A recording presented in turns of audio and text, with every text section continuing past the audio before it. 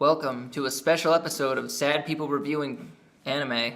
Well, it's reviewing anime, but we're specifically reviewing what makes a classic rape scene. What makes rape tasteful? It's very touchy.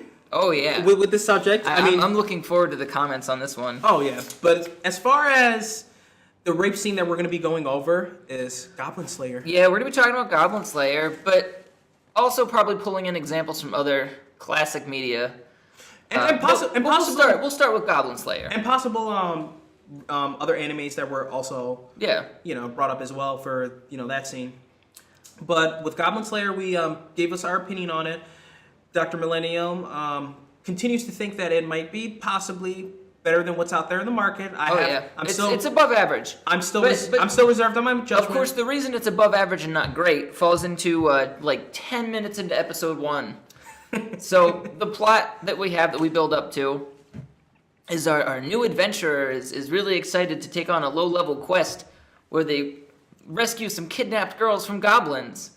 Their party goes through, and within about 5 minutes of their first adventure, they are brutally massacred and raped to death by goblins. This one specific girl, one specific one, what was she I forgot, what was her title? God, you know what I'm saying? I'm not sure which. There were 3 girls. So what happens and what makes this so uncomfortable and what makes everybody talk about it is how, fairly tastelessly it was done.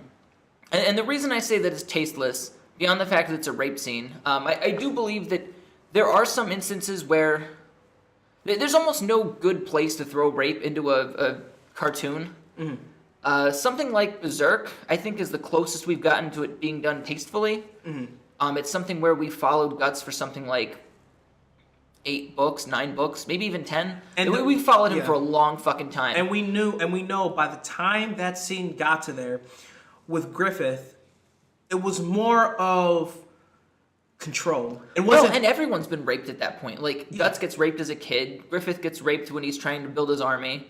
And at this point, we've been in Guts' head this whole time. Mm-hmm. We know what he's thinking. We know what he's doing. He's finally fallen in love with this person, and now we've got to watch them get raped. And at this point, we're feeling Guts' feelings. Like, hey, we don't want this to happen, and now we're watching, and it's really uncomfortable. It's supposed to make you cringe. Understand why Guts is this brutal monster, because you're experiencing it too. Mm. Not on the same level, but you feel for the character because you see his development when he was introduced to the Band of the Hawk, and then later on as he grew up to be the man, and then the general, and of course Casca falling in love with her, and then Griffith getting sick, and that whole dynamic developing. But you see why, and it's not played fetishy. My problem with Goblin Slayer scene is it's played very fetishy.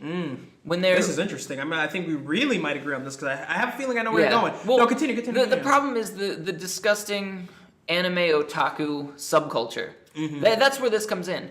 Because I may be mistaken, but when this happens in Goblin Slayer Chapter 1, it's not. It's sort of like a fade to black. Mm-hmm. You see and you know what's happening, but they don't show it that blatantly. Mm-hmm. You don't have the female fighter getting her clothes ripped off and she's all of a sudden in this submissive, sexy position. Yeah. The problem is with Berserk, there's probably someone out there who was jacking off to it. Probably somewhere. And you know what's up? But in Goblin Slayer, I think they were trying to get people to jack off to it. Yep. And you know what? That's exactly what I was just going to say. This specific thing for all these weird-ass fucking... Yep. And, the priestess pissing herself, I was cringing because I know somewhere that somebody is really, really enjoying this. Some sick fuckers enjoying this. Oh, yeah. And not just some. I would say the majority of the people who choose to watch this sort of thing are sitting there going, oh, my God, that's hot. And you know what I did? Oh, she pissed herself. Oh, yeah, no. And you know what I did? I said, maybe I'm going crazy. This was a fan-made thing. So what I did was... I went on some anime pages. Yep, same. Every time... That was the mistake. Yes, dude, that was... I kind of regret this. I left actually 2 of them because of this, because this was really fucking weird. One of the guys made a post, and they were just like, oh, shit, get that Goblin D, and it's it's not even a joke. It's, really cringy. Yeah. And that's kind of where... This is exactly what really turned me off about the show, too, is because with Guts, right? And I don't want to continue to keep on bringing up Berserk. I mean, it's part of it. But the reason why I say... Those scenes, when a rape scene happens, it's supposed to make you feel like, fuck this character. I want to see them succeed. I want them to see them do better. I want them to kick that person's fucking ass. With Guts, you know, he fucking came in and he fucking was just like, Gambino, I'm gonna, you know, he fucking killed him and he was just like, fuck it, I have no family anymore. And he turns harsh and cold until Casca, you know, he warmed up to her a little bit, and the Band of the Hawk, obviously, and his troops and his men. Griffith fucking said, I'm gonna sacrifice my body. Yeah. And then when he gets the chance. That dude's the man who fucking sodomized him when he was a young boy. Yeah. He fucking, as when he's a grown man and conquered and ruined that man's army, he slit his throat and said, you were just a stepping stool. Exactly. And I was like, oh, you were like, yeah, fuck, you know, you were like, same thing, you know, you're like, fucking A. But this was like, and this is what I going back, I mean, if you can check our previous episode on this, but it goes back to that, let's try to be edgy, and it doesn't work out. I think it was two things, because here's... And let me just say this lightly, and again, let me preface by saying this, as you brought up the manga, I don't know if, like, the manga you're saying is a little bit different. I swear it wasn't as graphic, and it wasn't, like, there was no posing. It was just weird to me. The way that the art was done, I was uncomfortable. And I see the producers basically, you know, pushing this in so like weird fucking guys. That's what it is. And I've noticed the same thing has been happening with other series. The Fate series, like Fate Stay Night, I enjoyed it. It was like at its core, it was a harem anime, but it had an interesting fight mechanic, a lot of cool magic, a lot of interesting subplots. When they remade it, Unlimited Blade Works, it was basically just like, I mean, it was just fan service. I mean, you get the one scene where Saber's in a dress and she's like chained up.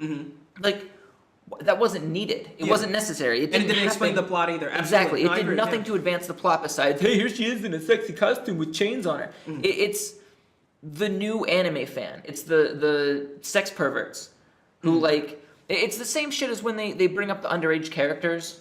They're like, oh, well, she's technically 315 years old because she's a vampire, but she's in the body of a toddler. It's like, okay, then you're sexually attracted to a toddler. That's what you're saying. You're saying you want to fuck a toddler. You want to fuck a toddler. You want to fuck a kid who's 10 is basically what exactly. You're saying. And there's, I mean, we could fucking argue back and forth about, oh, the age of consent in Japan is 16, so technically... Oh, you can argue with people online about this. It's fine. It's because fine. There's no problem. Well, you know... It's not like...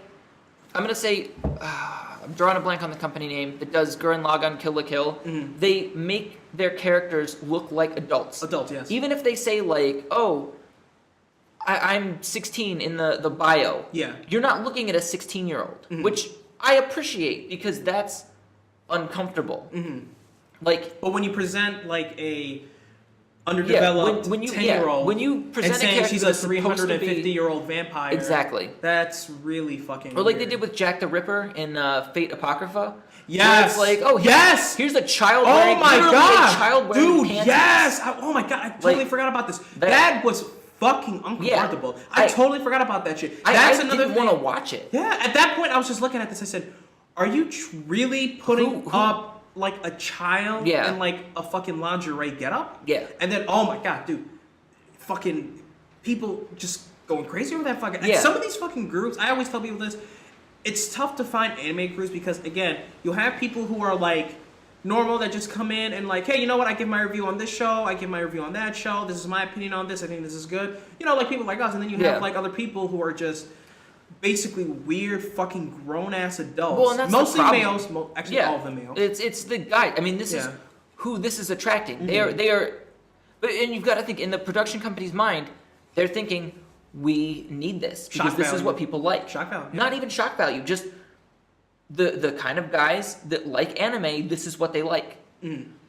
This is why people don't get into anime. But I think, let me say this. Or when they do, it's why it's like... Let me just say this. I think, shonen. Yeah, and I think it's shock value a little bit because that scene was the most talked about thing. Yeah. This past anime. And let me say this. With this being then, now you have all those guys who are like, oh, what are they talking about? All the creeps and weirdos like, oh, this is something I might fucking enjoy. So you bring in a group of people to say shock value. Oh my god, look at this scene. And then you have other guys on that page that are like, oh, that's my type of thing. I should start watching. So you got both groups basically. And here's my question. Do you think it was intentional on their part? Because I think Oh, for the rape scene in there? Yeah. Do you think it was intentionally as brutal as it was because they wanted to draw in the creeps? Absolutely. Okay, same. 100%. I think we're in agreement on this. Yeah. Because when they did that shock value and everyone's posting on this page, they got all the creeps hovering in like this black fucking hole of all the people that are shocked. Oh my god, look at this scene. And they're like, oh snap, you're getting the Goblin D. And I'm like, that's not... And the other thing is...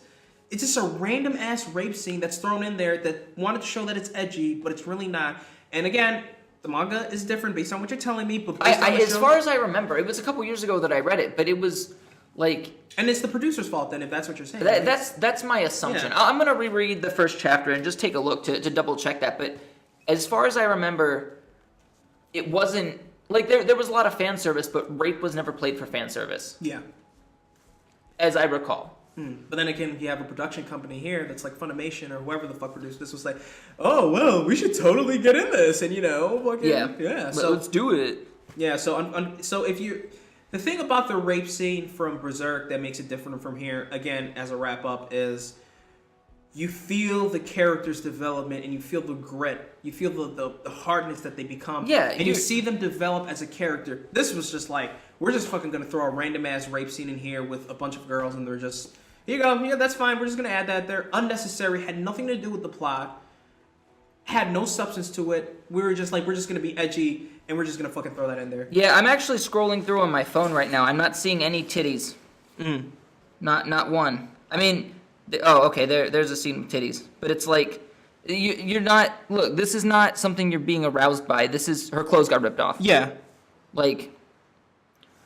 And that's it. There's literally like 2 strips. Exactly. There's like basically 2 panels. Here's the mage. Her clothes are still on. Yeah. And then she gets obviously hit by the arrow.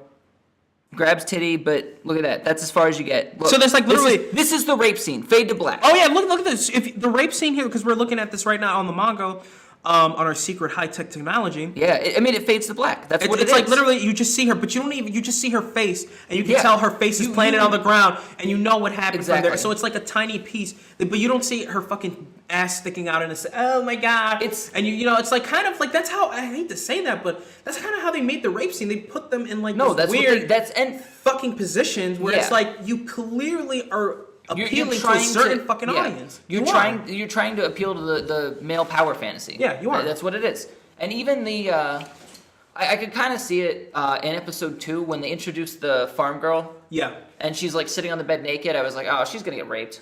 Mm-hmm.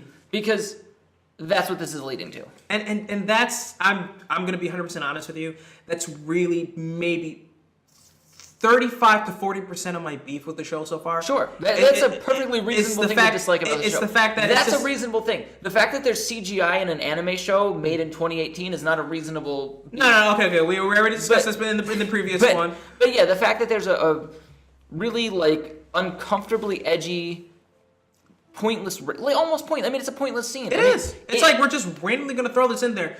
And that's really, because it does show, it is the tonal shift. Yeah. That's the point. Yeah. That there is death and worse if you go to this shit unprepared. Mm-hmm. You need to be fucking a stone cold killer to make it through this world. That's the point. Mm-hmm. You can do that without full on naked anime titties getting slapped around by goblins. Mm-hmm. Just my opinion. But then how are you gonna attract a fucking creepy? You're not. So that's why you do it. 85% of fucking. No, that's why you do out there. Well, yeah. But here's the Gotta problem. Get the money then you go into these anime groups. Mm-hmm. Do you notice that maybe there's not a whole lot of women in anime fandoms? Oh yeah, no, 100%.